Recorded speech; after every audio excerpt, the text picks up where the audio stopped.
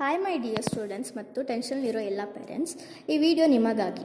PUC ಆಗಿದ ತಕ್ಷಣ neat ಬರೆದು ಸೀಟ್ ಸಿಗಲಿಲ್ಲ ಅಂತ ಅಂದರೆ ಲಾಂಗ್ ಟರ್ಮ್ ಹೋಗ್ತಾರೆ. ಅಲ್ಲೂ ಆಗಲಿಲ್ಲ ಅಂದರೆ ಅವರ ಆಸೆನೆಲ್ಲ ಕೈ ಬಿಡ್ತಾರೆ. ಆದರೆ ನೀವು ಯಾಕೆ ಆಸೆ ಕೈ ಬಿಡಬೇಕು? ನೀವು ವಿದೇಶಗಳಲ್ಲಿ MBBSನ ಈಸಿಯಾಗಿ ಮಾಡಬಹುದು. ನಮ್ಮದು ಮ್ಯಾಪ್ ಅಂತ ಒಂದು ಓವರ್ಸೀಸ್ ಎಜುಕೇಷನ್ ಸಂಸ್ಥೆ ಇದೆ. ನನ್ನ ಬ್ರದರ್ ಡಾಕ್ಟರ್ ವಿನೋದ್ ಅವರು ರಾಸ್ಟೋ ಮೆಡಿಕಲ್ ಯೂನಿವರ್ಸಿಟಿ ರಷ್ಯಾದಿಂದ MBBS ಮಾಡಿಕೊಂಡು ಬಂದಿದ್ದಾರೆ. ಬೆಂಗಳೂರಲ್ಲಿ ವರ್ಕ್ ಮಾಡ್ತಿದ್ದಾರೆ. ಅವರು ಮ್ಯಾಪ್ ಎಜುಕೇಷನ್ನ MD ಮತ್ತು ನಾನು CEO ಆಗಿದ್ದೇವೆ. ನೀವು ಬೇರೆ ಏಜೆಂಟ್ಗಳ ಮೂಲಕ ಹೋದರೆ ಅಲ್ಲಿ ಏನು ಪ್ರಾಬ್ಲಮ್ ಆಗುತ್ತೋ ಅಂತ ಗೊತ್ತಿರೋಲ್ಲ.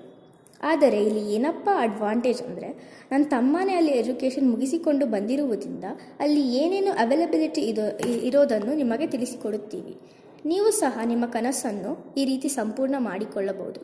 ಇಲ್ಲಿ ವರ್ಷಕ್ಕೆ 5 ರಿಂದ 6 ಲಕ್ಷ ಫೀಸ್. ಇದರಲ್ಲಿ ಹಾಸ್ಟೆಲ್ ಫೀಸ್, ಕಾಲೇಜ್ ಫೀಸ್ ಸೇರುತ್ತೆ. ಒಂದು ಸಾರಿ ನೀವು ನೀಟ್ ಕ್ವಾಲಿಫೈಡ್ ರಿಸಲ್ಟ್ ತಗೊಂಡ್ರೆ ಅದು 3 ವರ್ಷದವರೆಗೆ ವ್ಯಾಲಿಡ್ ಇರುತ್ತೆ. PUCನಲ್ಲಿ 50% ಇರೋವರೆಗೂ ಸಹ ಈ ಅವಕಾಶ ಇದೆ.